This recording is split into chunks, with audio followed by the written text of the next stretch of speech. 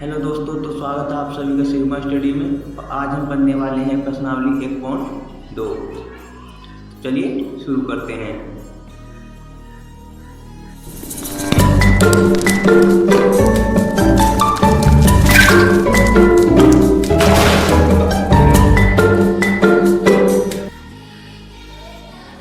तो आप देख रहे हैं प्रश्नावली 1.2 जो कि कक्षा 10 की गणित में है। और आज हम इसे पूरा कंप्लीट करने वाले हैं। एक सवाल, टोटल सभी सवालों को हल करने वाले हैं। इसमें टोटल 7 सवाल हैं और इन सभी सवालों को हल करेंगे। ठीक है। पहला सवाल क्या कहता है कि निम्नलिखित संख्याओं को अभाज्य गुणनखंडों के गुणनफल के रूप में व्यक्त कीजिए। जो कि मैंने पिछली कक्षा में बताया था कि अभाज्य गुणनखंड के गुणनफल के रूप में कैसे व्यक्त करते हैं। और पूर्णांक, दूसरा प्रश्न बोला है कि पूर्णांकों के निम्नलिखित युग्मों के HCF तथा LCM ज्ञात कीजिए तथा इसकी जांच कीजिए कि दो संख्याओं का गुणनफल HCF गुणा LCM है। ये भी मैंने आपको पिछली कक्षा में बताया था, HCF और LCM का गुणनखंड से संबंध। और तीसरा प्रश्न बोल रहा है कि गुणनखंड विधि द्वारा निम्नलिखित पूर्णांकों के HCF ज्ञात कीजिए। गुणनखंड विधि में मैंने पिछली कक्षा में समझाई थी। अगर आपने पिछली कक्षा नहीं देखी है तो जाकर देख लीजिएगा। अगर आपने पिछली कक्षा दे दी तो मुझे पूरा भरोसा है कि आप इस प्रश्नावली को स्वयं ही हल कर लेंगे। और इस वीडियो में तो मैं हल करवाऊंगा ही। तो चलिए प्रश्न 1 से स्टार्ट कर। पहला प्रश्न बोलता है कि निम्नलिखित संख्याओं को अभाज्य गुणनखंडों के गुणनफल के रूप में व्यक्त कीजिए। पहला प्रश्न क्या है? 140। तो चलिए मैं आपको बताता हूँ कैसे करना है।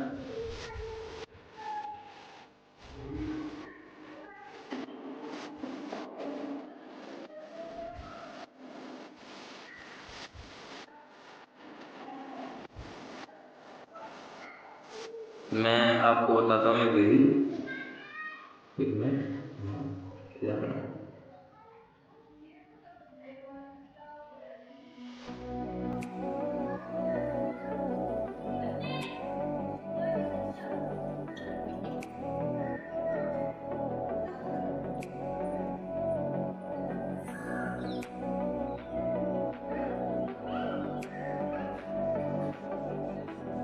तो देखो कैसे करना है आपको, गुणनखंड करना बता रहा हूँ मैं आपको कैसे करेंगे। ठीक है। जैसे 140 है, कितना है? 140। अब 140 को यहाँ लिख दो, 140, सॉरी 6 मालूम पड़ रहे हैं, 140। अब देखो कितने से करते, पहले हम 2 से भाग करते हैं। कितने से? 2 से। तो देखो 2 सत्ते 14 यानी 70 बार, 70 दूनी 140 कट गए। फिर 2 से देखो, अगर कटता है 2 से तो काटो, नहीं कट रहा है फिर 3 से ट्राई करो। चलो 2 से करते हैं। देखो 2 दिया 6 और 2 पंजे 10। अब देखो क्या 2 से कट रहे हैं? नहीं कट रहे ना, तो हम इसे अब 3 से काटेंगे। अगर 3 से भी नहीं कटेंगे तो 4 या 5 को ट्राई करते हैं। ऐसे ही बढ़ते हुए ट्राई करते जाएंगे जब तक जिससे करते हैं उससे ही काट देंगे। और लास्ट में हमें एक ऐसी संख्या प्राप्त होगी जो कि किसी से नहीं कटेगी, वो स्वयं से कटेगी या फिर 1 से कटेगी। देखो 3 से ट्राई करो, 3 एकम 3 और 3 एकम 3 और 3 से 5 कटेंगे नहीं, यानी कि 3 से नहीं कटेगी। 5 से ट्राई करें, 5 सत्ते 35, 5 सत्ते 35। अब 7 से काट दो, 7 एकम 7। तो हमें इसका क्या गुणनखंड प्राप्त कर? देखो गुणनखंड बोलते हैं इसे, इस वाले हिस्से को गुणनखंड के रूप में लिखते हैं। देखो ये इसका गुणनखंड हो गया, कैसे समझो। अब हम इसको लिख सकते हैं 2 गुणा 5 गुणा 7। 140 को हम कैसे लिख सकते हैं? 2 गुणा 5 गुणा 7।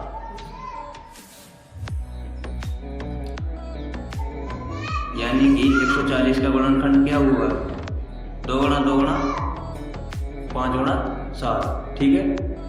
और यही बोला है इसमें कि संख्याओं को उनके अभाज्य गुणनखंडों के गुणनफल के रूप में लिखिए। अब देखो यहाँ पर जो अंक सेम दिख रहे हैं आपको, जैसे यहाँ पर 2 जगह आया, तो जितने सेम अंक हैं उतनी घात लग जाती है। जैसे यहाँ देखो, यानी 2 2 बार आया है तो 2 की घात 2 हो जाएगी। यहाँ 2 की घात 2 गुणा 5 एक बार है, यानी 5 तो एक ही बार है, गुणा 7 एक हो जाएगा। ये लो हो गया आपका सवाल। बहुत सरल सा सवाल है, आराम से आसानी से कर सकते हो, ठीक है। चलो तो फिर अगले सवाल पर चलें। कौन सा है? 156। देखो फिर से वही करना है। क्या करना है? 1 मिनट।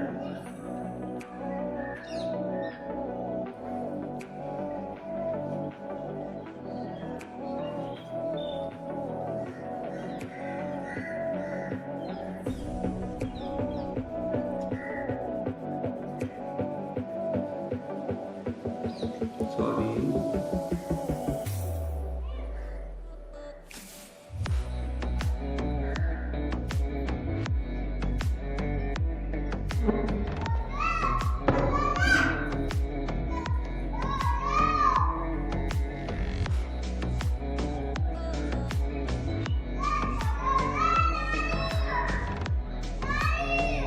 अब देखो 156 कैसे करते हैं। वही तरीका 156, कितने से 2 से काटो, अगर 2 से कट रहे हैं तो 2 7 14, 2 7 14 50, 1 2 8 16। फिर देखो 2 से कट रहे हैं, यानी 2 दिए 6 और 2 ने 18। अब देखो 39 कितने से कट रहे हैं? 39 कितने से कट रहे हैं भाई? दिमाग का 13 दिया 39, यानी 3 से कट सकते हैं, 3 से कट सकते हैं। 3 एकम 3 और 3 दिया 9। अब क्या देखो 13 भी किसी से कट रहे हैं, क्या 13 में किसी से भाग जा रही है? नहीं जा रही ना, यानी 13 के 13 लिख दो, 13 एकम 13। अब जो हमें साइड में प्राप्त हुआ है, मैंने तभी बताया ये क्या है, इसका गुणनखंड रूप है, बस तरीका थोड़ा अलग है बस। अब देखो इसको हम इस फॉर्म में रख देंगे, यानी 156 बराबर 2 गुणा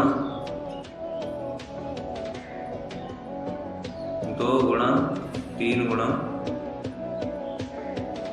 2 गुणा 2 गुणा 3 गुणा 13।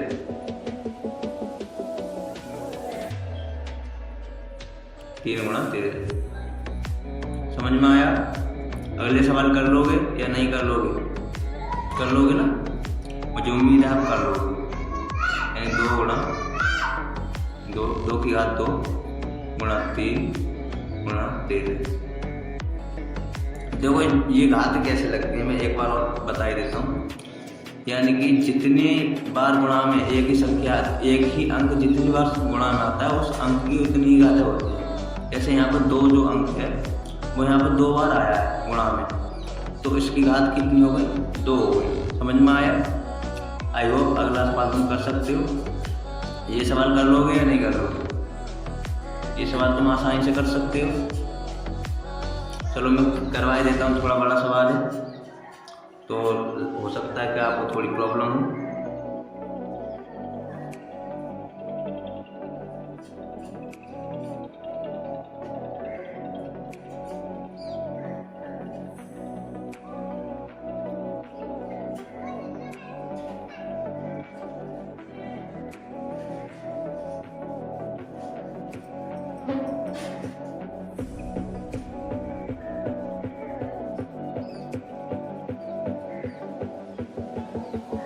देखो कितना 38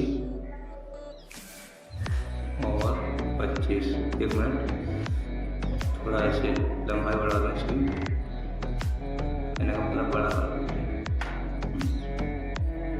कितना 38 25 कितने 2 से भाग जा रही है? नहीं जा रही। देखो 2 से भाग नहीं जाएगी, क्योंकि लास्ट में क्या है? विषम संख्या है। विषम संख्या का मतलब जो 2 से ना घटे। सम संख्या ये 2 से कट जाए। अगर लास्ट में सम संख्या है, कोई भी है, 2 है 4 है 6 है 8 है, वो 2 से आराम से कट जाएगा। देखो 2 से तो कटेगा नहीं, 3 से ट्राई करो। 3 एकम 3, 3 दूनी 6, 2 5 3 7 21, यानी 3 से तो कट जाएगा। अब तुम सोचोगे कि मैंने ऐसे कैसे काट दिया। देखो मैं इधर कोने को बताता हूँ, ध्यान से देखो। ये कितने हैं? 38 225, ठीक है। अब मैं इसे 3 से भाग दूंगा। 3 एकम 3, यहाँ पर 0 बचेगा, यहाँ पर बचे 8 और 3 दूनी 6, बचे कितने 2, उतार लिए 2, 3 7 21, 1 बचा और 3 5 15, यानी 1275 आ जाएगा। कितना 1275। ये मैंने आपको समझाने के लिए कि देखो। अब फिर देखो क्या 3 से भाग जा रही है, 3 चौक 12, 3 दूनी 6, तो लास्ट में बच रहे 25, यानी कि नहीं जाएगी। तो 5 से ट्राई करें, 5 दूनी 10, बचे 2 27, बचे 25 और 25, यानी 5 से कट जाएगी। 5 दूनी 10, 5 दूनी 10, बचे कितने 2, हो गए 27 और 25, और फिर 25।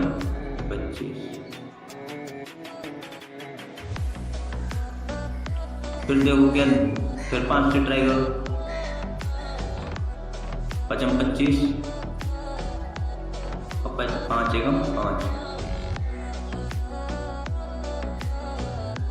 फिर 5 से कट रही है क्या, नहीं कट रही है। देखो क्या उनके 3 से कट रहे हैं, लगाओ दिमाग, लगाओ। 3 से कट रहे हैं, नहीं कट रहे, 3 दूनी 3 से कट रहे हैं, ये 3 से कट रहे हैं, 3 एकम 3 और 3 सत्ते 21, 17 3 51, और फिर देखो 17, बचे कितने 1, कितना बचा 1। समझ में आया कैसे करते हैं, क्यों? आई होप आपको समझ में आ गया होगा। कहने का मतलब ये है कि ये बहुत सरल सी विधि है, बहुत सरल से गुणन करने। अगर ये भी समझ में नहीं आया तो बेकार है तुम्हारा क्या यार, छोटी सी बात। देखो ऑप्शन क्या है, लिखो 38 25 बराबर कितना है 3 गुणा 5 गुणा 5 गुणा फिर 3, कहने का मतलब वो 3 से कट जाता है। ये ऊपर 3 से कट रहे थे यहाँ पर, हाँ, तो 3 गुणा 5 गुणा 5 गुणा 3 गुणा, सॉरी, हाँ गुणा 17। अब मैंने क्या बताया, जो अंक सेम होते हैं गुणा में, उनकी घातें उतनी जगह है जितनी होते हैं, और ये यानी कि 5 2 बार है गुणा में, इन 5 की घात 2 हो जाएगी। यहाँ पर 3 2 बार है गुणा में, तो 3 की घात 2 हो जाएगी। यानी कि हम इसको कैसे लिख सकते हैं, इसे लिख सकते हैं 3 की घात 2 गुणा 5 की घात 2 गुणा 17। समझ में आया? अब आगे के जो भी सवाल हैं, मतलब कि इस प्रश्न के जो भी सवाल हैं वो स्वयं करते हैं आपको, यानी कि आपको चौथा सवाल और 5वां सवाल हल करना, और छठा सवाल मतलब छठा सवाल दिया हुआ। चलो ये सवाल मैं करवाता हूँ, और बहुत सारा है, इनमें से मैं आपको सिर्फ और सिर्फ एक सवाल करवाऊँगा, बाकी 2 सवाल आपको खुद करने हैं, क्योंकि आप जितनी ज़्यादा प्रैक्टिस करेंगे उतनी ज़्यादा मजबूत होगी। समझ में आया? तो देखो प्रश्न क्या कहता है, पूर्णांकों के निम्नलिखित युग्मों के एलसीएम और एलसीएम ज्ञात कीजिए। हमें एचसीएफ और एलसीएम ज्ञात करना है। ये मैंने आपको पिछली कक्षा में बताया क्या होते हैं और कैसे निकालते हैं। इस कक्षा में मैं बताऊँगा सवाल का तरीका। इसकी जांच कीजिए कि 2 संख्याओं का गुणनफल एचसीएफ गुणा एलसीएम है बराबर में, यानी 2 संख्याओं का हम जो गुणनफल करेंगे वो उनके एलसीएम तथा एचसीएफ के गुणनफल के बराबर बैठे। ये पूछा है, इनकी जांच करनी है। चलो इनमें से मैं एक सवाल ले लेता हूँ, दूसरा वाला, ठीक है? क्योंकि ये सवाल आपको खुद करना है, ये सवाल आपको खुद करना है। ये थोड़ा लग रहा है मुझे कि हार्ड है, हो सकता है आपसे नहीं हो, तो इसे मैं आपको करके बता देता हूँ, ठीक है? तो देखो शुरू करें।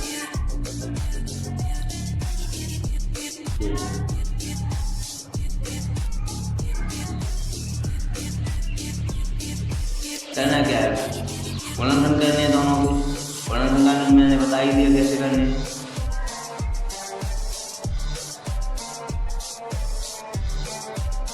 एक मिनट रुको।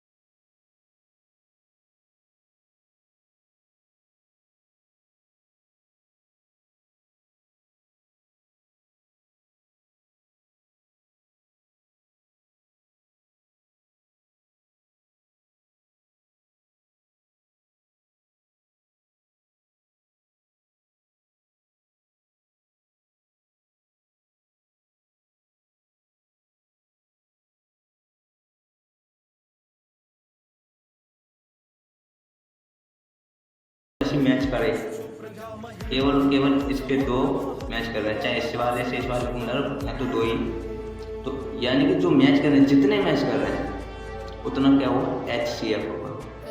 तो हमारा HCF कितना है, HCF कितना होगा, 2। समझ में आया? ठीक। अब करना क्या है,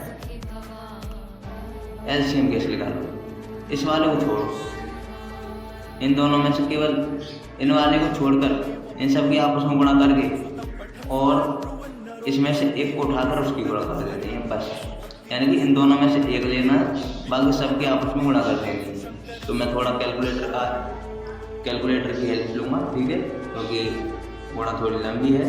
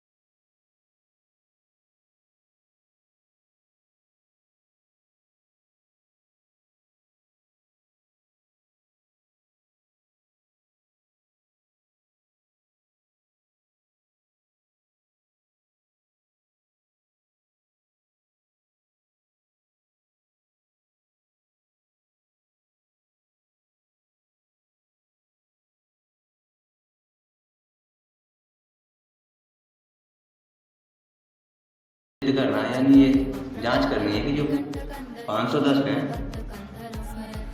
और 92 है, इसकी गुणा क्या बराबर है किसके, HCF गुणा LCM। यानी कि मेरे कहने का मतलब ये है कि ये 2 गुणा 23,460 के बराबर है। ये जांच करनी है, यही जांच करने को बोल रहा है। समझ में आए, नहीं आई? यानी दोनों संख्याओं का गुणनफल बराबर है, HCF तथा LCM के गुणनफल के बराबर है, यही जांच करने को पूछ रहा है। देखो गुणा करके देखो, मैं फिर से कैलकुलेटर की हेल्प लेता हूँ। आप अपनी कॉपी पे कीजिएगा, मेरे पास फिलहाल कुछ कॉपी नहीं है। 510 गुणा 92 कितना हो गया, 510 गुणा 92 कितना हो गया, 40,920।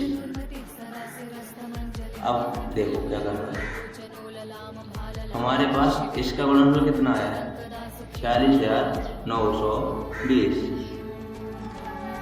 अब हमें इसका गुणनफल करना है, किसका, 23,460 वाले का। 2 गुणा 23,460 कितना आया है? 46,920।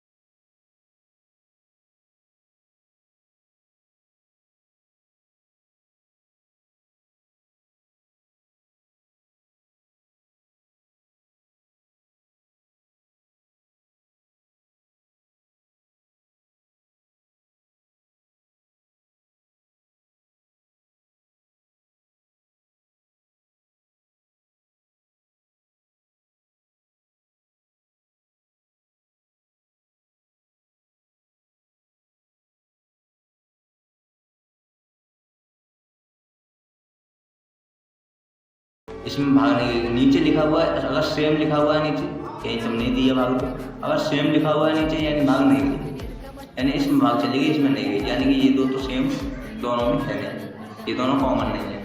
ये वाला कॉमन है, अभी ध्यान रखना, ये इससे दोनों में भाग चली गई। इस वाले से एक में गई यानी ये भी कॉमन नहीं है। इस वाले से इसमें नहीं गई, इसमें चली गई यानी ये भी कॉमन नहीं है। इस वाले से केवल एक में गई, इस वाले में ये भी कॉमन नहीं है, यानी यहाँ पर नहीं गई, यानी इनमें से एक भी कॉमन नहीं है, जो कि इसमें से लास्ट में भाग नहीं गई, यानी एक में भाग गई है, एक में नहीं गई।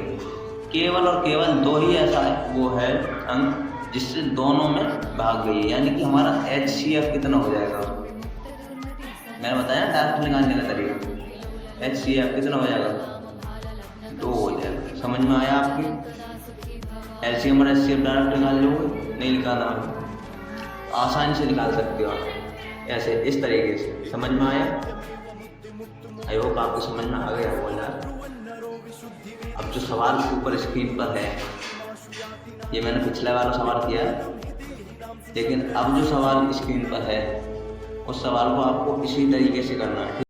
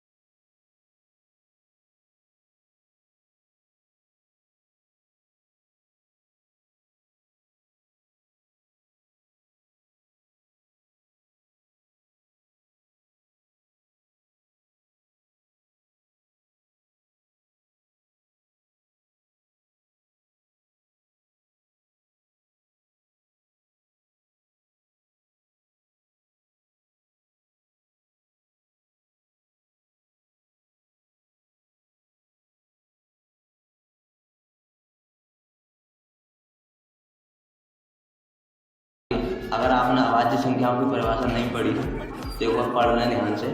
अभाज्य संख्या उन्हें कहते हैं जो जिसके केवल दो गुणनखंड हो, केवल दो गुणनखंड हो। पहला तो वो कि खुद से विभाजित होंगी, दूसरी को एक से विभाजित होंगी।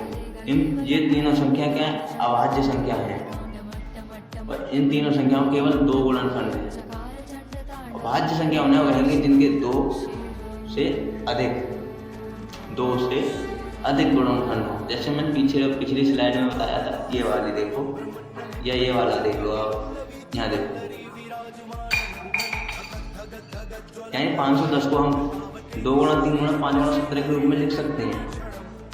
लेकिन इसके दो से अधिक गुणनखंड है, यानी ये दो छोड़ दो, फिर इसके क्या है? 4 गुणनखंड है। 4 गुणनखंड हैं जिन गुणा करने वाले खंड, जिनके आपस में उन खंडों के आपस में गुणा करें तो हमारे पास वही संख्या प्राप्त हो। समझ में आया गुणनखंड का मतलब?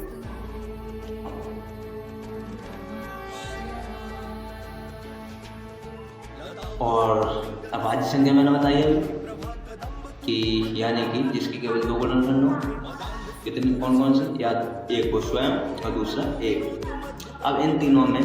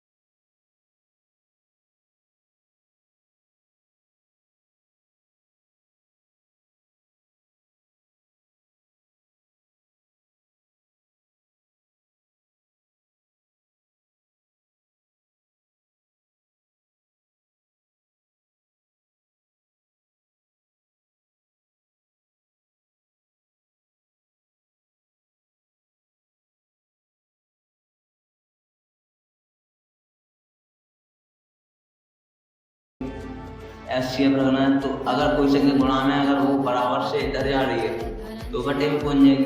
अगर प्लस में है और बराबर से इधर जा रही है इस बराबर चिन्ह के, तो प्लस वाली माइनस में हो जाएगी, इन चिन्ह बदल जाता है।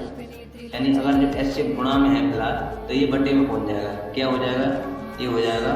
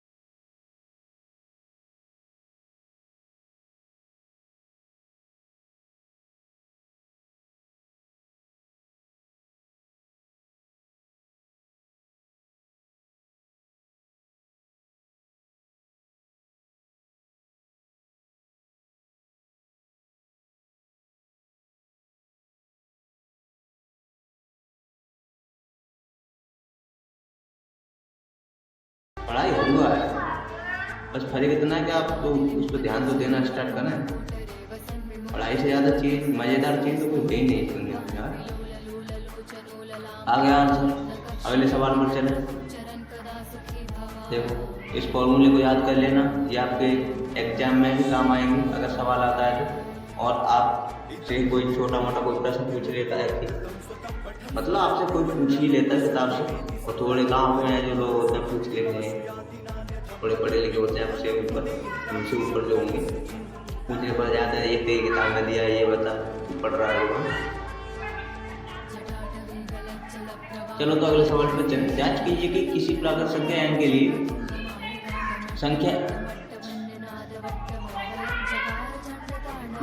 प्राकृत संख्या n के लिए संख्या 6 की घात n अंक 0 पर समाप्त होती है। यहाँ पर थोड़ी मिस्टेक इसमें ये दी है कि यहाँ पर कॉमा नहीं लगाया है, यानी ये बोल रहा है कि जांच कीजिए, हमें जांच करनी है कि क्या किसी प्राकृत संख्या n के लिए, कोई प्राकृत संख्या n है उसके लिए संख्या 6 की घात n जो है वो अंक 0 पर समाप्त होती है, ये जांच करनी है।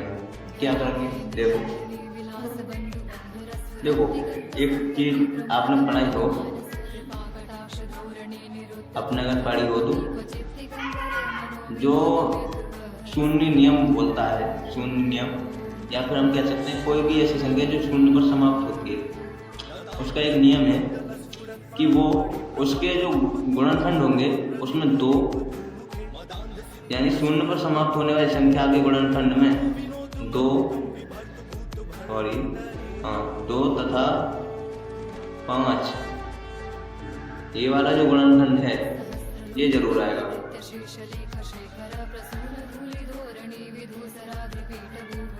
शून्य वाली संख्या के गुणनखंड में 2 गुणा 5 वाला गुणनखंड का हिस्सा जरूर आएगा, ये वाला भाग उसके गुणनखंड में जरूर होगा। समझ में आ गए? एक बात समझ में आई आपको? कोई सी भी संख्या ले लीजिए आप, मान लो 50 ले लो, तो क्या करोगे? 2 गुणा 5 गुणा 5 यानी 2 पंजे 10 पंजे 50, यानी ये वाला हिस्सा तब भी आ गया। कोई सी भी ले लो A to Z जिसमें शून्य हो, शून्य पर समाप्त होने वाली कोई सी भी संख्या, उसके गुणनखंड में 2 गुणा 5 अवश्य ही आएंगे। अब देखो 6 की घात n संख्या जो है, अगर उसके गुणनखंड में 2 गुणा 5 आ रहे तो किसी प्राकृत संख्या n के लिए जो 6 की घात n अंक जो है वो शून्य पर समाप्त हो सकती है। अगर नहीं आ रहे तो नहीं होगी। समझ में आई बात? चलो शुरू करें, करना शुरू करें सवाल को। देखो इसका गुणनफल करो, 6 की घात n का, 6 की घात n का गुणनफल करेंगे तो ये हमारे पास आएगा 2 गुणा 3 की घात n, यही आएगा। अब देखो यहाँ देखने वाली बात ये है, 2 तो आ गया लेकिन 5 नहीं आया, यानी कि हमारे पास ये वाला रूप नहीं आया है 2 गुणा 5 वाला। अगर इन दोनों में से कोई भी आगे पीछे भी आ जाते हैं, जैसे मान लो 2 गुणा 3 गुणा 5, यानी मान लो कि 2 गुणा 3 गुणा 5, अगर ऐसे करके भी आ जाते, कहने का मतलब ये गुणा में 2 और 5 जरूर आने चाहिए, ठीक है। अब इन दोनों में से कोई शायद एक तो आ गया ये वाला, लेकिन 5 कहीं भी नहीं है। अगर ये दोनों होते कहीं पे भी होते आगे पीछे, तो हमारा जो 6 की घात n अंक है वो शून्य पर समाप्त हो सकती थी, लेकिन ये 6 पर समाप्त, वो शून्य पर समाप्त नहीं होगी। आई बात समझ में? कुछ नहीं होना, बस शून्य नियम लगना है। शून्य पर समाप्त होने वाली संख्या का एक नियम है, उसमें क्या होता है कि 2 गुणा 2 तथा 5, यानी 2, 5, ये 2 अंक जरूर आएंगे गुणा में, चाहे आगे आए चाहे पीछे आए, पर आएंगे, ठीक है। अकेला आएगा वो, तो वो शून्य पर समाप्त का नियम खेल है, कहने का मतलब वो नियम के अकॉर्डिंग नहीं है। आई होप बात समझ में आ गई होगी। अगले प्रश्न पर चलें। प्रश्न संख्या ये बोली है कि प्रश्न संख्या 6 बोल रहा है कि व्याख्या कीजिए, हमें व्याख्या करनी है। क्या व्याख्या करनी है कि 7 गुणा 11 गुणा 13 गुणा 7 गुणा 11 गुणा 13 प्लस 13 और 7 गुणा 6 गुणा 5 गुणा 4 गुणा 3 गुणा 2 गुणा 1 प्लस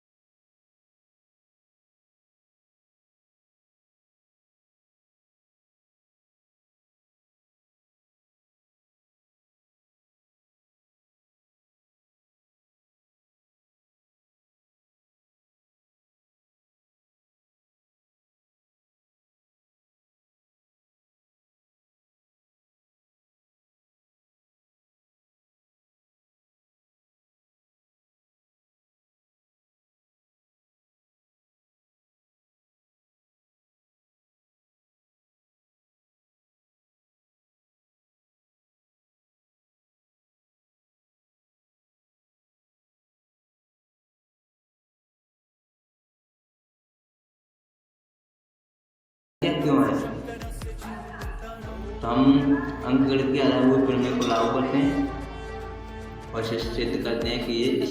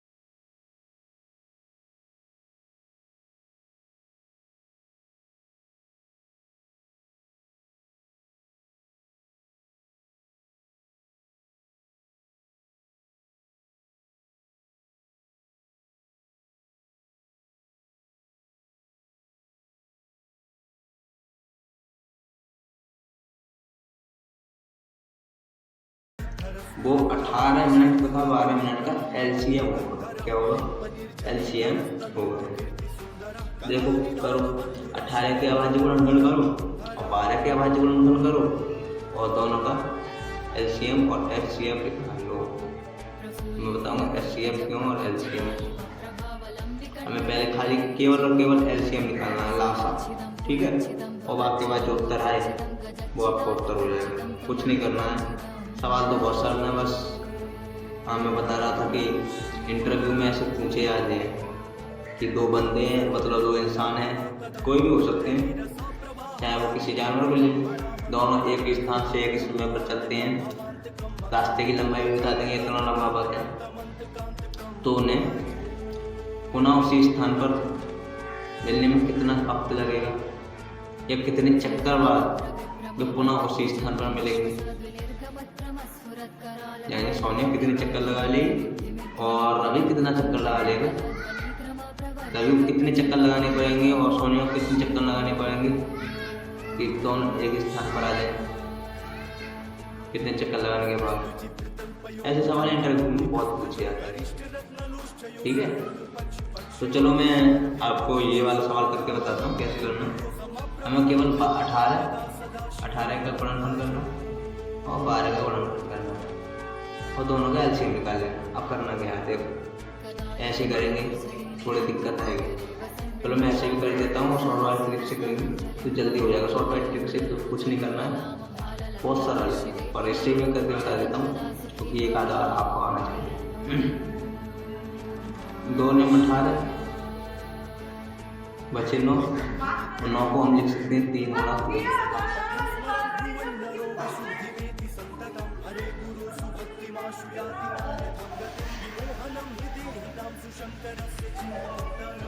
कैसे किया है? 2 ने 18 या 9 बचे, और 9 को हम कैसे लिख सकते हैं? 3 गुणा 3, बस ऐसे 12 को करो। 12 में क्या करने, 2 छिक्का 12, 12 बचे 6 को रख सकते हैं हम, 2 गुणा 3 लिख सकते हैं। लिख सकते हैं। मैं इस सवाल में आपको इसके उत्तर के साथ साथ मैं एचसीएफ भी निकाल देता हूँ, ठीक है, क्योंकि आपको एक बार और रिपीट हो जाएगा, इससे आपको वही बेनिफिट। देखो जो सेम है उनकी गुणा कर दो, यहाँ 2 की और 3 की गुणा कर दो, दोनों में से एक लिख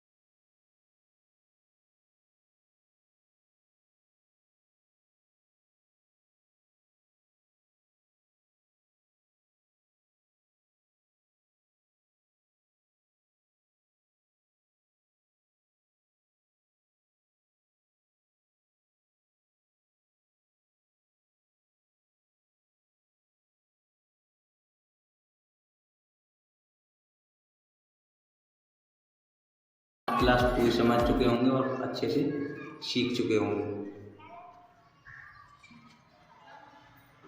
तो बहुत बहुत धन्यवाद आपका, जो आप पूरी क्लास देखी।